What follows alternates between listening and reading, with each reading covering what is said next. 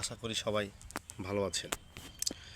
তো আজকে অনেক দিন পর আমাদের প্রজেক্টের ভিডিও নিয়ে আসছি অনেক কিছু কথা বলার জন্য। সেটা হচ্ছে আমাদের এই প্রজেক্টটা মোটামুটি 70% একটা প্রজেক্ট। আমরা এখানে ক্যাটফিশ প্রজাতির মাছগুলো করে থাকি। তার মধ্যে শিং এবং গুলশা এই দুই প্রজাতির মাছ আমাদের মিশ্র চাষে আছে।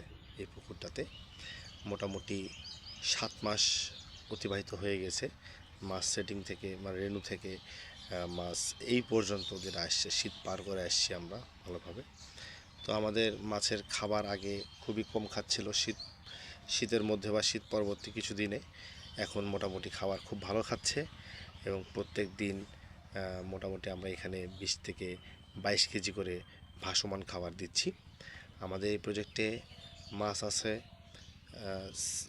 সিলভার কার্প যদি বলি, কারণ বাংলা মাছ আমার দিতে চাইছিলাম না, কিন্তু বাংলা মাছ ছাড়া ক্যাটফিশের প্রজেক্ট করা সম্ভব না। এর মধ্যে কিছু বাংলা মাছ লাগবে।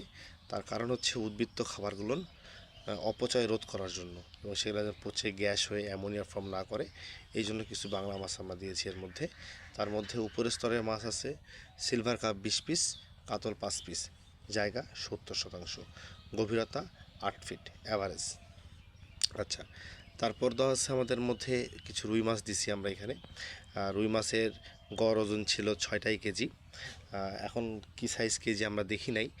সামনে একটা ঈদের ছুটি আছে, রমজান মাসের শেষে ঈদের ছুটিতে আমরা চেষ্টা করব, যে সময় ফাঁকা থাকবো প্রজেক্টটাতে একটা মাছ স্যাম্পলিং করার চেষ্টা করব, যে আমাদের গ্রোথ রেট কেমন আছে।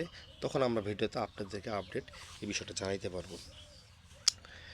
রুই আছে 340 পিস, আর শিং আছে 17,000, সেটিং সাইজ ছিল 35 কেজি।